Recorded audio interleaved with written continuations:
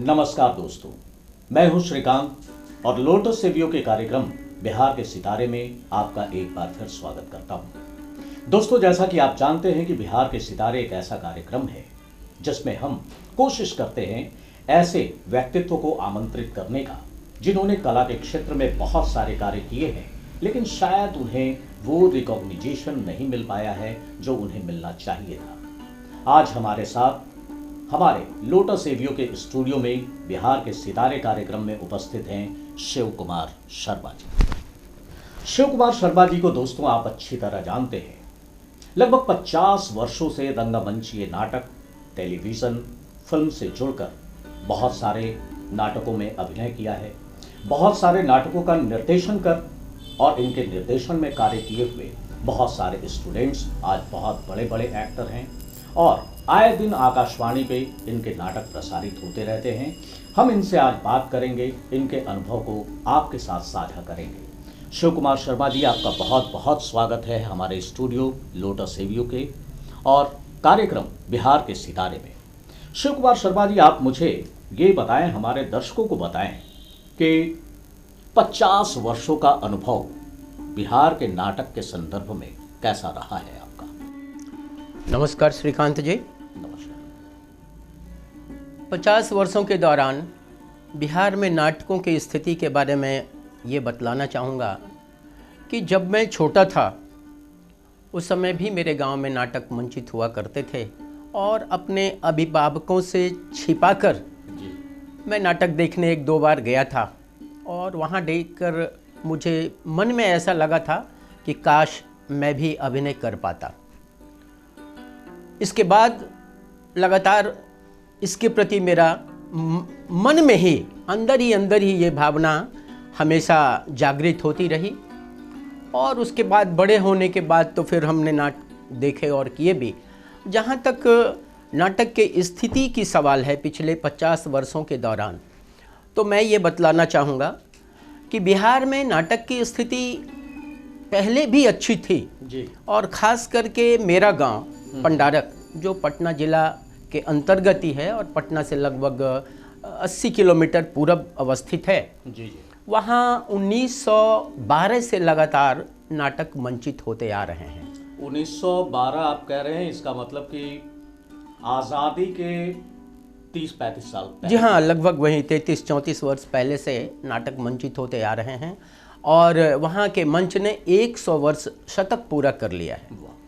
इसका मुख्य रूप से श्रेय कुछ संस्थाओं को जाता है, जिसमें अग्रणी संस्था श्री हिंदी नाटक समाज है। श्री हिंदी नाटक समाज जो 1922 से लगातार नाटकों का मंचन करती आ रही है। जी जी। जैसा कि मैं सुनता हूँ 1955 में, तब तो मैं 2 वर्ष का ही रहा होगा, पृथ्वीराज कपूर जी उस तरफ गुजर रहे थे सड़क मार्ग से। अच्छा। और उन्होंने सुदूर गांव में नाटक मंचित होते देखा तो वो अपने आप को रोक नहीं पाए और वो सीधे मंच पे चले गए। अच्छा। और पूरा नाटक उन्होंने बड़ी तन्मयता से देखा। सुनते हैं कि उन दिनों शशि कपूर जी मात्र 8 वर्ष के थे। अच्छा। नाटक समाप्त होने के बाद कलाकारों से उन्होंने परिचय प्राप्त किया और बॉम्बे लौटने के बाद पत्राचार के माध्यम से उस संस्था के लोगों से उनका जुड़ाव बना रहा। अच्छा। आज भी वहाँ के निरीक्षण पुस्तिका में उनके हस्ताक्षर वगैरह उपलब्ध हैं। तो ये तो बड़ी समृद्ध बात आपने बताई है आपके पंडारक के विषय में। दोस्तों, पंडारक बड़ा पवित्र जगह माना गया है, खास करके नाटक को लेकर, क्योंकि वहाँ पे आज से नहीं, जैसा शिव कुमार शर्मा जी बता रहे हैं कि 100 वर्ष पूर्व नाटक हुआ करते, तो उस समय नाटक पर्शियन थिएटर हुआ करता था, रामलीला हुआ करता होगा। तो उस समय के नाटक, किस तरह के नाटक हुआ करते थे उस समय? जी, उस समय मुख्यतया ऐतिहासिक और धार्मिक नाटक ही मंचित किए जाते थे और एकाध संस्था थी जो सिर्फ नौटंकी ही किया करती थी। अच्छा। वो संस्था अलग होती थी और उनका नौटंकी शैली में ही नाटक हुआ करते थे। लेकिन तब ऐतिहासिक नाटक और धार्मिक नाटक ही मंचित हुआ करते थे और पर्शियन थिएटर शैली पर ही अभिनय प्रदर्शित किए जाते थे, अभिनय किए जाते थे। और ग्रामीण क्षेत्र में होने के बावजूद तब भी हमारे यहाँ का मंच बहुत समृद्ध था। वहाँ के वस्त्र विन्यास और मंच सज्जा वगैरह वो बहुत ही प्रभावशाली हुआ करते थे, जिसकी वजह से ही पृथ्वीराज कपूर जी जैसे नाटक के जाने माने हस्ती, सम्राट, नाट्य सम्राट उन्हें कहा जाता है, वो प्रभावित होकर मंच पे चले गए थे। तो उनसे अभी भी आपकी जो नाट्य संस्था है वो संबंध, जब तक वो एलाइव रहे पृथ्वीराज कपूर जी, या कुछ दिनों बाद तक उनसे पत्राचार, जैसा कि आपने बताया कि चलता रहा, अभी भी उसकी पुस्तिकाओं में उल्लेख है? जी हाँ, निरीक्षण पुस्तिका में है और पोस्टकार्ड की कुछ प्रतियां अभी भी मौजूद हैं संस्था में। उसके बाद 1947 में एक दूसरी संस्था स्थापित की गई, कला मंदिर। कला मंदिर, जी। कला मंदिर भी ऐतिहासिक नाटकों का ही मंचन करती थी, लेकिन वो युवा पीढ़ी की संस्था थी और काफ़ी पढ़े लिखे लोग थे, तो कम अवधि में भी बहुत उत्कृष्ट अभिनय से कम दिनों में ही काफ़ी वो ख्याति प्राप्त कर ली थी। फिर 1957 में किरण कला निकेतन पंडारक की स्थापना हुई। वर्तमान में 1983 में से ही मैं उस संस्था का निदेशक के रूप में काम करता आ रहा हूँ। फिर और भी बहुत सारी आज तो संस्थाएं स्थापित हो चुकी हैं। तो ये तीनों संस्थाएं लगातार इस क्षेत्र में कार्य करती रही। पहले मात्र एक रंगमंच ही था, सरिंदी हिंदी नाटक समाज का, लेकिन 1962-63 से एक मंच और अलग हो गया, जिसमें कला मंदिर और किरण कला निकेतन नाटक का मंचन करने लगे। तो इन तीनों संस्थाओं के साथ आपका सानिध्य रहा है, आप जुड़े रहे हैं तीनों संस्थाओं के साथ? जी नहीं, मैंने सिर्फ कला मंदिर में कुछ वर्षों तक और किरण कला निकेतन से मेरा जुड़ा 1976 नवंबर से है और तब से लगातार आज तक बना हुआ है। नाटक आपने कब से करना शुरू किया? जी, नाटक वैसे बड़े मंच पर तो मैं 1968 से करना शुरू किया हूँ। 1968? जी हाँ, लेकिन पहली बार नाटक का मंचन या नाटक में भाग लेना जब मैं मुश्किल से 10 साल का रहा हूँगा। 1963 में 6ठी कक्षा में पढ़ता था, तो मोहल्ले के अंदर ही मंच बनाकर पृथ्वीराज की आंखें, उन दिनों कोर्स में वो किताब चलती थी जिसमें वो एकांकी नाटक था। संभवतः डॉक्टर राम कुमार वर्मा उसके नाटककार हैं। उसमें मैंने भाग लिया था, पृथ्वीराज की भूमिका मैंने अदा की थी। फिर एक बात मैं अभी बीच में आपको काट कर ये पूछना चाहता हूँ कि उस समय की परिस्थिति जो थी कि खुद ही से मंच भी बनाना है, खुद ही से लोगों को बुलाना भी है, खुद ही से कपड़ा भी आयरन करके पहनना है, सारी व्यवस्था कलाकार खुद करता था और नाटक भी करता है, अभिनय भी करता है, मंच भी बनाता है, मेकअप भी करता है। लेकिन आज की परिस्थिति थोड़ी बदल गई है।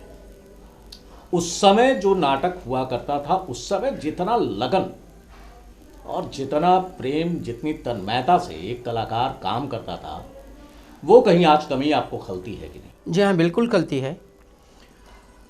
पहली बार भी जो मैंने जो नाटक में भाग लिया था, तो हम लोग मोहल्ले के अंदर ही किन्हीं के दरवाजे पर बांस बल्ले से मंच बना करके, चौकी बिछाकर और घर के चादर वगैरह टांग करके ही हमने 2 बार नाटक किया था।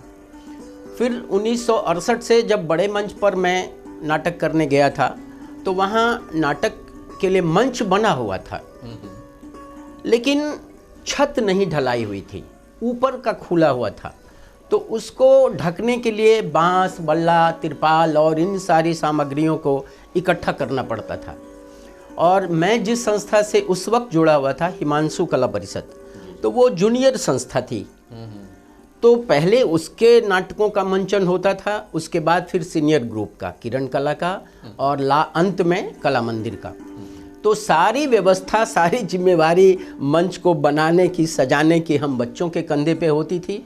दूर दूर से जाकर बांस ढो ढो कर हम लोग लाते थे, तिरपाल मांग कर लाते थे, कहीं कहीं नाविकों से उनका पाल जो इस्तेमाल होता है नाव के खेने में, उससे भी हम लोग ढका करते थे। तो उन दिनों जो हम लोगों में, बच्चों में, युवाओं में नाटक के प्रति समर्पण था, लगाव था, वो आज देखने को नहीं मिलता है। ये बिल्कुल सही बात है, क्योंकि 50 वर्षों का अनुभव जिसने कि खुद से मंच तैयार किया हो, खुद से अभिनय कर कर दर्शकों का दिल जीता हो, वो बात कहीं ना कहीं खलती ज़रूर है कि आज का नौजवान जो है या आज की पीढ़ी जो है वो इन बातों को न समझकर सिर्फ एक पैशन की तरह देखती है कि अगर नाटक करने को मिल गया तो टेलीविज़न में काम मिल जाएगा और फिल्म में आसानी से एंट्री मिल जाएगी। हम थोड़ी देर में आपसे मिलते हैं, कुछ और बात करेंगे, रोचक बातें करेंगे शिव कुमार शर्मा जी से। आप हमारे इस प्रोग्राम को लाइक कीजिए, सब्सक्राइब कीजिए। बिहार के सितारे में हम 2 मिनट में हाजिर होते हैं आपसे बात करने के लिए।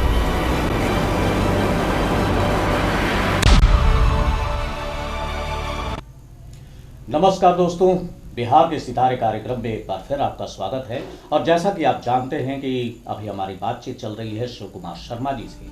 शिव कुमार शर्मा जी, एक कलाकार के रूप में किस तरह के अभिनय करना आपको पसंद रहे या पसंद है?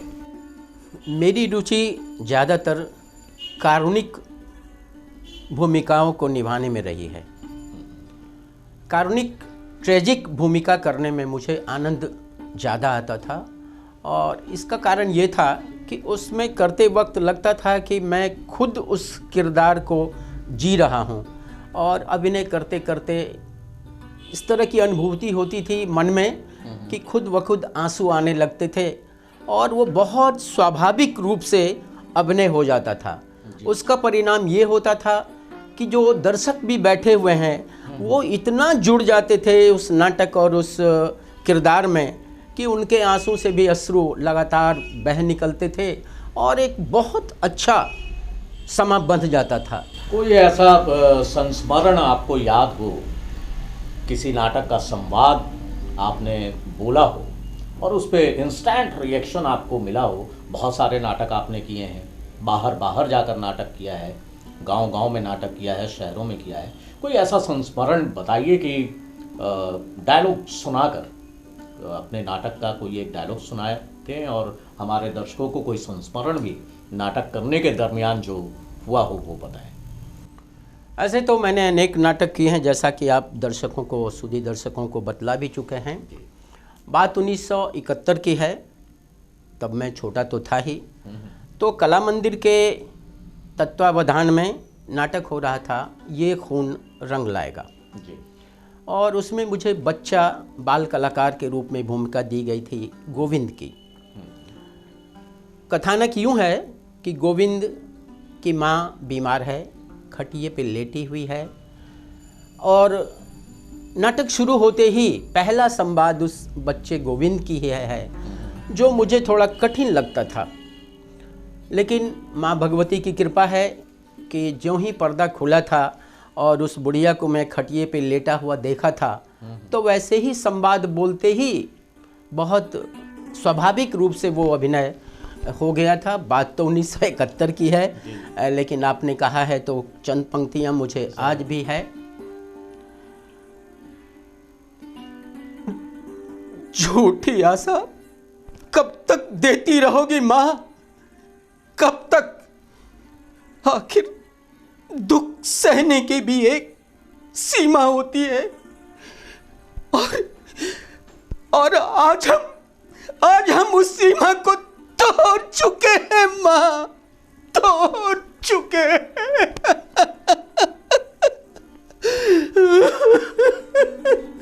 वाह, हमारे दर्शक तो बिल्कुल आप भी भाव विवल हो गए होंगे, क्योंकि इस तरह की संवाद अदायगी बहुत मेहनत करने के बाद ही आदमी दे पाता है कि आप जो कह रहे हैं उसका इंस्टेंट असर सामने वाले पे पड़े, जैसा कि आपके संवाद अदायगी में मेरे ऊपर पड़ा कि मेरे पूरे रोए खड़े हो गए थे। अभी हाल फिलहाल मैंने 3 जून को यहीं कालिदास रंगालय में किसले संस्था शिवाजी सिंह के निर्देशन में नाटक हुआ था प्रतिशोध। उसमें मैंने हरिया की भूमिका अदा की थी। तो उसके भी चंद पंक्तियाँ हमारे दर्शकों को बताएं। उसकी पत्नी वो हरिया गाड़ीवान है। उसकी पत्नी गरीबी के कारण भूख से तंग आकर जहर खा के मर गई है, और जो वहाँ के महाजन हैं और उनके मुंशी हैं वो ऐसा दिखावा कर रहे हैं कि उसकी पत्नी बदचलन थी। अच्छा। उस गाड़ीवान के दिमाग में, जेहन में ये बात रखने की कोशिश कर रहे हैं।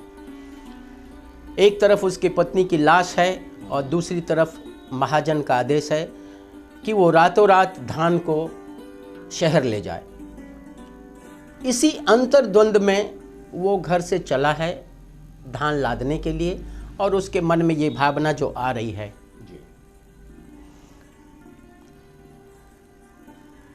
ना जाने नकिया में कैसन दो दुर्गंध आवता, दुर्गंध तो कर लाशे के बुझाता, ओकर लसवा अब ये सड़ गइल का,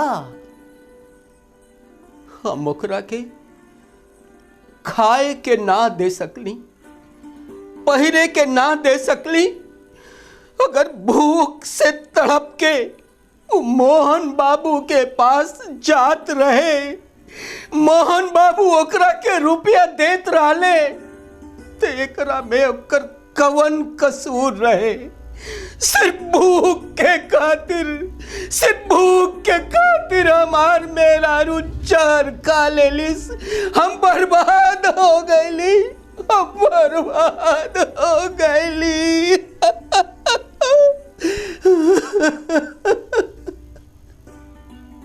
भाई शर्मा जी, बिल्कुल माहौल को गमगीन बना दिया आपने, और हमारे खास करके नौजवान दोस्तों को ये ज़रूर देखने की कोशिश करनी चाहिए कि संवाद अदायगी में इतना क्लियर भाव उत्पन्न करना एक मंजे हुए कलाकार के बस की ही बात है। शर्मा जी, आपके निर्देशन में बहुत सारे नाटक हुए हैं, पंडारक रंगमंच आपके सानिध्य से समृद्ध रहा है। तो अभी जो नाटक हो रहे हैं बिहार में, खास करके पटना जैसे शहर में, कालिदास रंगालय है, रविंद्र भवन है, प्रेमचंद रंगशाला है, इन तमाम जगहों पे रोजाना नाटक हो रहे हैं। जी हाँ, जी हाँ। कहीं आपको ऐसा नहीं लगता है कि उस समय के नाटककार या 20 वर्ष 10 वर्ष पहले के ही नाटककार और आज के नाटककार हैं, उनके विचारों में, उनकी सोच में कहीं ना कहीं अंतर ज़रूर आया है? क्योंकि ये बहुत सारे यंग लड़के से हमारी बात होती है, इंटरव्यू के दौरान कहीं मुलाकात होती है, तो ये मैं जानने की कोशिश करता हूँ कि भाई नाटक तो बिहार में कर रहे हो तो आपको कोई पारिश्रमिक तो मिल नहीं रहा है, नाटक करने का मुख्य उद्देश्य आपका क्या है? तो कहीं ना कहीं यही बात आती है घूम फिर के कि टेलीविज़न में एक्टिंग करना है या फिल्म में एक्टिंग करना है। क्या ये सही बात है कि फिल्म में जाने के लिए, टेलीविज़न पे काम करने के लिए रंगमंच ही सबसे बड़ा आधार है? हमारे बिहार में खास करके जो आपकी युवा पीढ़ी है, उनके मन में निश्चित रूप से ये भावना घर कर गई है कि यदि हमें अभिनय के क्षेत्र में आगे जाना है, चाहे वो फिल्म हो, दूरदर्शन हो, सीरियल हो या और भी कोई अन्य है, तो हम मंच को ही, नाटक को ही जरिया बनाकर आगे बढ़ सकते हैं। तो नाटक सीखने के बजाय, अभिनय करने के बजाय शुरुआत में ही उनके मन में ये भावना घर कर जाती है कि हमको नाटक इसलिए करना है कि हमें उसके जरिए अन्य माध्यमों में, अन्य स्थानों में, जैसे फिल्म हो, सीरियल हो, हमें मौका मिल जाएगा। लेकिन जब हमने नाटक करना शुरू किया था तो उन दिनों इस तरह की कोई बात नहीं थी। उस समय तो हालांकि आपके पास टेलीविजन भी नहीं था। नहीं, बिल्कुल नहीं थे। सिनेमा था, लेकिन सिनेमा हम लोगों की पहुंच से इतनी दूर थी कि उधर सोच भी नहीं, सोचने का सवाल भी नहीं था। तो यही एक माध्यम था जहां आप अपने एक्टिंग को दिखा सकते हैं, आपके अंदर जो कला है। और आज का युवा सिर्फ यही चाहता है कि आप उसकी कला को पहचानें और उसे उचित मार्गदर्शन मिले, आपके साथ काम किए हुए सहपाठी कलाकार जो 50 वर्षों से ही नहीं, करीब करीब 30 वर्ष पहले की भी अगर बात करें तो बहुत सारे कलाकार जो आज बड़े बड़े डायरेक्टर्स हैं, उनके साथ आपने काम किया है। उनके नाटकों में पूरी ध्वनि और प्रकाश की व्यवस्था आपकी रहती थी।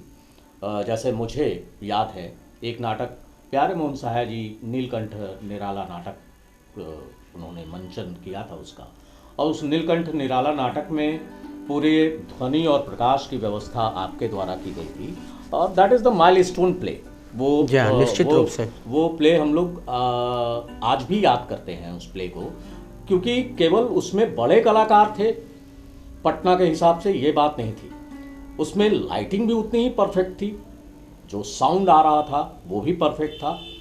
तो एक तो आप सरकारी नौकरी में एफसीआई में काम करते रहे, उसके साथ साथ नाटक को इतना समय निकालना बड़ा मुश्किल रहा होगा, परिवार के साथ पूरे वो दायित्व को पूरा करते हुए कैसे अपने आप को सब जगह उपस्थित रखा है आपने? जी, जैसा कि आपने प्यारे भैया की बात की है, बहुत मेरे आदरणीय और बहुत प्रिय रहे हैं जी। हमारे बीच आज वो नहीं हैं, मैं उनको नमन करता हूँ। जहाँ भी रहें हम कलाकारों को वहीं से आशीर्वाद देते रहें। 1976 में जब मैं पहली बार आकाशवाणी से जुड़ा था, तो वहीं पटने के जितने बड़े बड़े उस समय के कलाकार थे उनसे मिलना जुलना होता था और परिचय हो गया था। 1979 में भारतीय खाद्य निगम की ओर से एक नाटक मंचित होना था, प्यास। तो ये एफसीआई में ज्वाइन करने के बाद 1977 से लेकर लगातार 2013 नवंबर तक मैं भारतीय खाद्य निगम के क्षेत्रीय सांस्कृतिक समिति का सचिव रहा जी। और जितने भी नाटक मंचित हुए उसका निर्देशन मैंने ही किया था।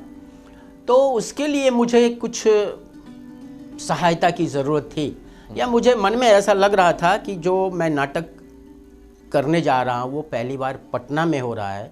इसके पूर्व मैंने पंडारक में ही नाटक किया है। तो प्यारे भैया से मैंने बात की कि भैया थोड़ा सा रिहर्सल में आ जाते तो देख लेते कि कैसा हो रहा है। तो बहुत खुशी है कि प्यारे भैया ही नहीं, हमारे दूसरे बड़े भैया अखिलेश भैया भी उनके साथ साथ हमारे भारतीय खाद्य निगम कार्यालय में आए थे, और उन्होंने देखा और बोले कि ठीक है शर्मा जी, आपने जो किया है बहुत अच्छा है, थोड़ा सा और इसको इम्प्रूव कर लीजिए, और मेरे समझ से ठीक ठाक है। वहीं से जुड़ा हमारा बड़े कलाकारों के साथ और पटना के जाने माने निदेशकों के साथ हुआ। सतीश आनंद जी के साथ जो आज एनएसडी में हैं, निदेशक के रूप में वहाँ काम कर रहे हैं, उनके साथ भी अनेक नाटकों में भाग लेने का मौका मिला। परवेज अख्तर जी के साथ मैंने महाभोज नाटक में प्रकाश व्यवस्था में सहयोग किया था, मेरे भी लाइट थे। और नीलकंठ निराला के दौरान जो मैंने प्यारे भैया का देखा, चूँकि के जो निर्देशन में नाटक मंचित होते थे तो बहुत सिस्टमेटाइज तरीके से, वो लगता है ऐसा मुझे देखकर लगा कि वो एक एक कदम को ग्राफ से बांध के रखते थे। बिल्कुल, ये बात तो होनी भी चाहिए थी, क्योंकि एनएसडी, बिहार के एनएसडी के सबसे पहले विद्यार्थी, जी हाँ, गोल्ड मेडलिस्ट, जी हाँ जी हाँ, बिहार से सबसे पहली बार अगर किसी ने एनएसडी में प्रवेश किया तो वो श्री प्यारे मोहन सहाय जी हैं। और उनके नाटकों में मैंने बहुत सारे नाटक उनके देखे हैं। उनके नाटकों में एक बात तो होती थी कि ये सीन ऐसे क्यों हो रहा है, इसका रीज़न उनके पास रहता था। क्या आकाशवाणी, मंचीय नाटक, टेलीविज़न, फिल्म में एक्टिंग करना क्या समान है, या कहीं कुछ परिवर्तन करना पड़ता है एक्टिंग करने के दौरान? जी नहीं, बिल्कुल परिवर्तन करना पड़ता है। आकाशवाणी में जब हम नाटकों में भाग लेते हैं तो उस वक्त हमारे पास सिर्फ माइक्रोफोन होता है जी। वो सिर्फ आवाज़ के माध्यम से श्रोताओं को हम अपनी बात पहुंचाते हैं, या जिस किरदार को हम निभाते हैं उसको साक्षात रूप में या उसको सही तरीके से उन तक पहुंचाने की कोशिश करते हैं। तो हमारा सारा का सारा ध्यान सिर्फ आवाज़ पे रहता है, संवाद संप्रेषण पर रहता है, डायलॉग डिलीवरी पे रहता है, क्योंकि वहाँ फेशियल तो है नहीं।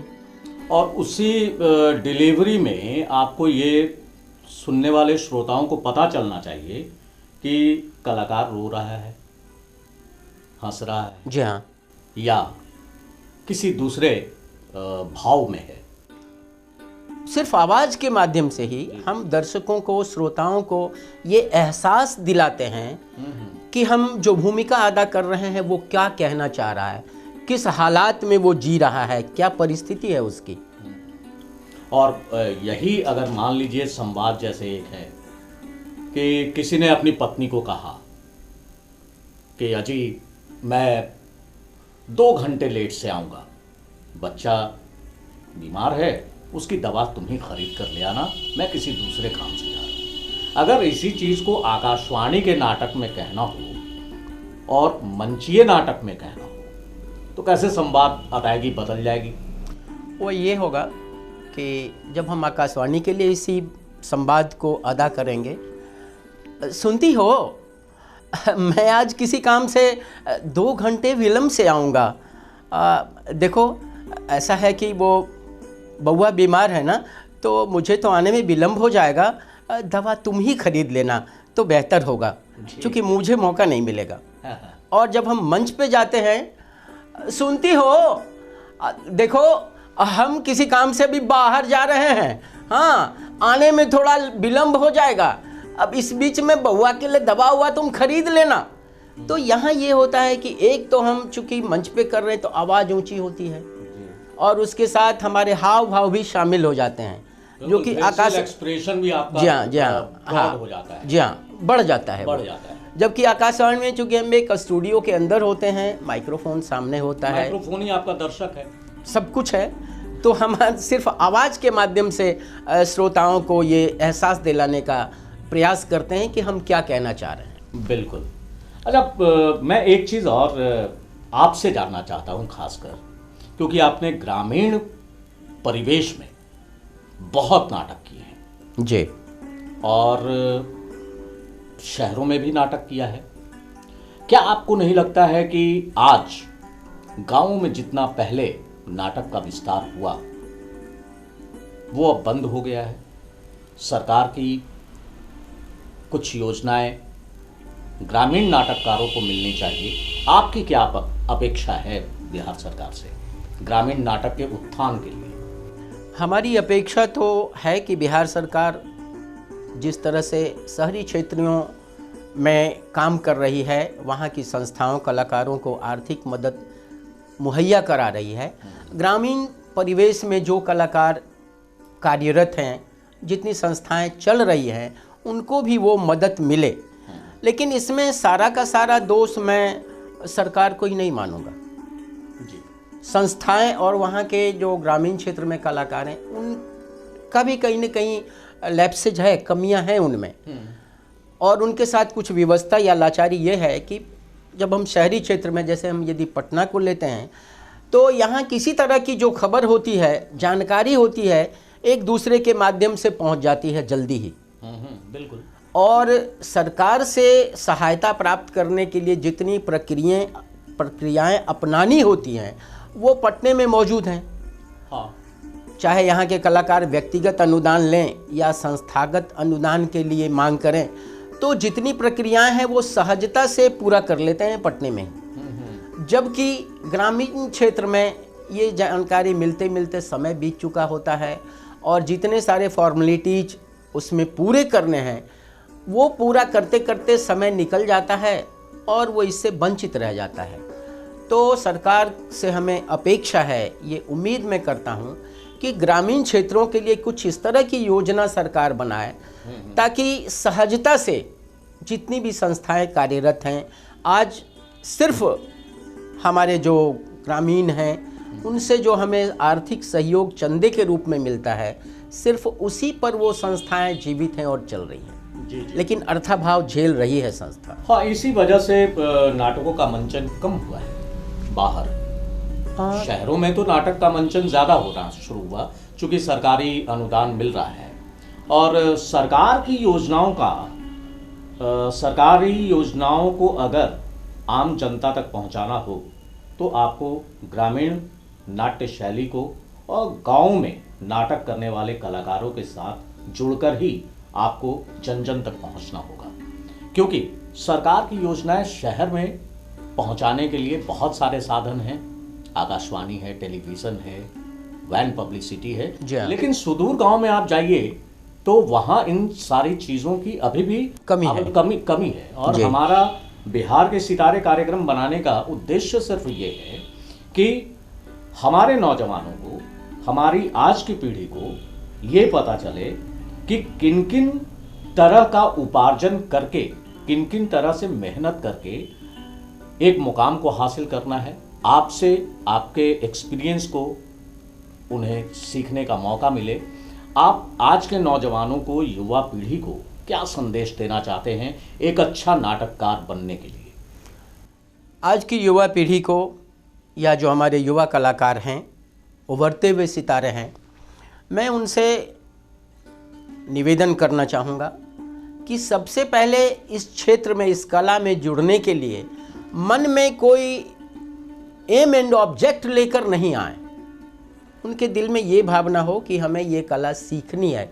जैसे हम ABCD पढ़ना लिखना सीखते हैं, उसी तरह से यह भी एक विधा है, इसमें भी सीखने की ज़रूरत है। तो ऐसा कोई संसाधन है क्या बिहार में जहाँ स्टूडेंट्स सीख पाएँ या सीख रहे हैं? हाँ, संस्थाएं हैं, जैसे यहाँ भी है। पहले तो एक बहुत अच्छी संस्था थी, 1981-82 में वो सांस्कृतिकी नाम से थी, जिसके निदेशक आशीष घोषाल हुआ करते थे, मेरे गुरुदेव हैं, अब तो स्वर्गीय हो गए हैं। जी। वहाँ मैंने उनसे इस विधा की विधिवत शिक्षा ली थी। इसके बाद अभी कालिदास रंगालय में बिहार आर्ट थिएटर के माध्यम से भी इसकी पढ़ाई की जा रही है।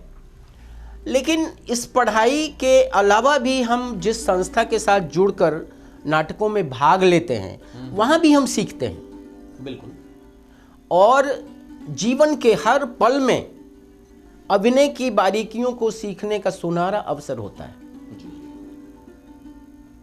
हमारे जीवन में जितनी घटनाएं घटती हैं, उनको यदि मैं दिमाग में, अपने मन में स्थिर करके रखूं और अभिनय करते वक्त अगर उसी बात को वहाँ अभिनय के रूप में प्रस्तुत कर दूं, तो यही अभिनव है। बिल्कुल।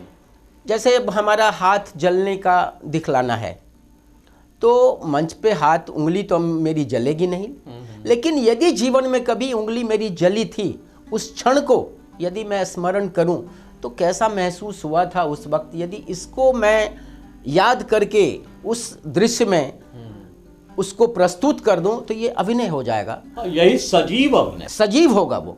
यही सजीव अनुभव है कि आपके साथ कोई घटना घटती है तो उसका आप कैसे रिएक्शन देते हैं, कैसे रिएक्ट करते हैं, यही तो अभिनय है। जी हाँ। तो भविष्य की योजनाएं आपकी क्या है? भविष्य की योजना, मेरे पूछने का मतलब है बिहार के नाटक के बढ़ावा को लेकर, यहाँ के कलाकार समृद्ध हों, यहाँ का नाटक समृद्ध हो, इसके विषय में आपकी योजनाएं कुछ हैं तो बताएं। जी हाँ, योजना तो है। सबसे पहले तो बात कुछ पीछे छूट गई थी कि आप सरकारी सेवा में रहते हुए भी कैसे नाटकों में समय दिया, तो इस बात को हम लोग अभी पूरा करेंगे। जी। तो ये था कि मैं उन दिनों भारतीय खाद्य निगम की सेवा में था और घर से प्रतिदिन आया जाया करता था। तो पटने से नौकरी करने के बाद 8, साढ़े 8 बजे मैं वापस गांव जाता था और संस्था जहां है किरण कला निकेतन की, पहले वहीं में जाता था। अच्छा। और हमारे जो भी कलाकार, हमारे पूर्व के निदेशक राम मनोहर शर्मा जी के आवास पे आज भी संस्था वहीं चलती है, तो उनके साथ बैठ करके भविष्य के कार्यक्रमों पर विचार विमर्श होता था, पूर्वाभ्यास होता था, और तब 10, साढ़े 10 बजे मैं अपने घर जाता था। और इस तरह से कठिनाई तो होती थी, लेकिन मन में ये था कि नहीं, चूँकि इसका भी जिम्मेवारी मेरे ऊपर है कलाकार। तब मैं कलाकार था, निदेशक मैं 1983 नवंबर में बना हूँ। अच्छा। 83 के पूर्व में एक कलाकार के रूप में था, लेकिन सभी तरह के काम करता था। और एक्टिंग करने के अलावा भी मैंने, जैसा कि आपने बतलाया भी दर्शकों को, लाइटिंग, प्रकाश समायोजन जो है, नाटक, अच्छे नाटक मंचित होने के लिए इनका भी सहयोग ज़रूरी है। बिल्कुल। सिर्फ अगर हम एक्टिंग करते हैं तो उससे नाटक बहुत सजीव नहीं हो जाएगा। हाँ, बिजली कड़क रही है तो बिजली कड़कने का इफेक्ट आना चाहिए। इफेक्ट आना चाहिए ध्वनि के माध्यम से भी, प्रकाश के माध्यम से भी। तो मैंने उसको भी सीखने की कोशिश की और खुद अपने पैसे लगाकर मैंने लाइट इक्विपमेंट्स खरीदे। तो मैंने प्रकाश समायोजन, नाटकों में प्रकाश किस तरह के किस दृश्य में दिए जाएं, इसके बारे में भी कुछ अध्ययन किया। और बिहार के बाहर, खासकर बंगाल जाकर मैंने कमर्शियल थिएटर में उसको बारीकी से देखा और वहीं से मैंने सीखा कि किस तरह की लाइटिंग वहाँ नाटकों में की जाती है। तापस सेन जी का, जिनका के नाम विख्यात है, आज हमारे बीच नहीं है, लेकिन उनके भी द्वारा स्कीमिंग किए हुए, डायरेक्शन दिए हुए लाइट के नाटकों को मैंने कलकत्ता में देखा है। उससे मैं काफ़ी प्रभावित हुआ। तो वो मैं कोशिश करता था कि जो मेरे पास संसाधन है उसके माध्यम से जहाँ तक हो हम उसको पूरा करें। तो ये हमारा था। तो आज अवकाश, भविष्य की योजनाएं क्या है? जी हाँ, अवकाश प्राप्ति के बाद अब मेरी योजना ये है कि जितनी भी विधा, जितनी जानकारी मेरे पास है, मैं चाहता हूँ कि आज के युवाओं को, आज के बच्चों को मैं उन तक पहुँचाऊँ, उनको दूँ और जहाँ तक संभव हो उनको अधिक से अधिक प्रशिक्षित करूँ ताकि वो अपने जीवन में इस क्षेत्र में कुछ कर सकें। जब मैंने नाटक करना शुरू किया था तो हमारे समाज में, खास करके गांव देहात में, कोई अभिभावक अपने बच्चे को नाटक में जाने नहीं देना चाहते थे। समझते थे कि मेरा लड़का बर्बाद हो जाएगा।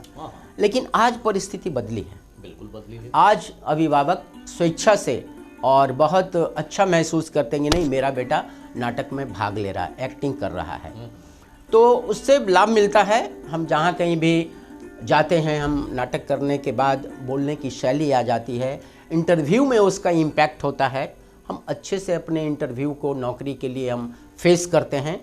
तो मैं ये युवाओं को कहना चाहूँगा, एक संदेश देना चाहूँगा कि वो अच्छी से अच्छी पढ़ाई करें, लेकिन ईमानदारी से। जितनी ईमानदारी जीवन में वो बरतेंगे अपने पढ़ाई के प्रति, यदि वो रंग कर्म से जुड़ना चाहते हैं, अभिनय से जुड़ना चाहते हैं, तो यह भी एक विधा है, इसकी भी एक शिक्षा है और इसको भी ईमानदारी से सीखें, ईमानदारी से। बिल्कुल। और जिस दिन उनमें ये भावना आ जाएगी, माँ सरस्वती की कृपा रहेगी, तो वो जल्दी सीखेंगे। और इसमें सबसे पहले उनको उच्चारण पे ध्यान देना होगा।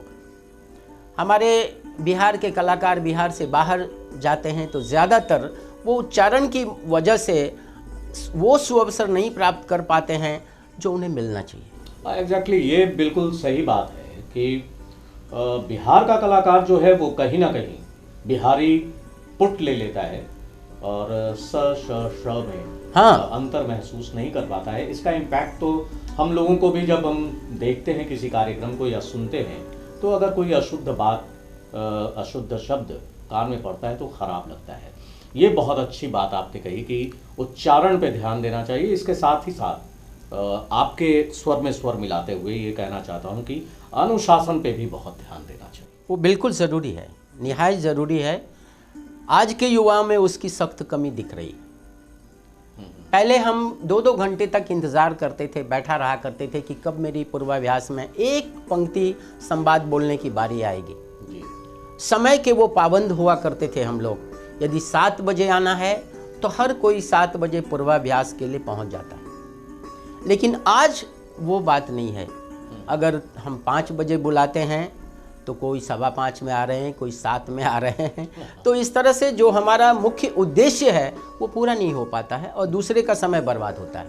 तो वो अपने जीवन में अनुशासित बने, वो हर जगह उनको फ़ायदा पहुंचाएगा, उनके व्यक्तिगत जीवन में भी और इस कला के क्षेत्र में भी अनुशासन निहायत ज़रूरी है। दोस्तों, मुझे पूरा विश्वास है कि आज जो बातें बिहार के सितारे में शिव कुमार शर्मा जी के साथ हुई हैं हमारी, उससे आपको बहुत कुछ सीखने को मिला होगा और बहुत सारे लोग ये भी जानना चाहते होंगे कि हमारी बारी इस चैनल पे कब आने वाली है। मैं आपसे आग्रह करूंगा कि अगर आप भी हमारे कार्यक्रम में शामिल होना चाहते हैं तो हमें ज़रूर हमारे एड्रेस पे लिखिए या फिर हमें कॉल कीजिए।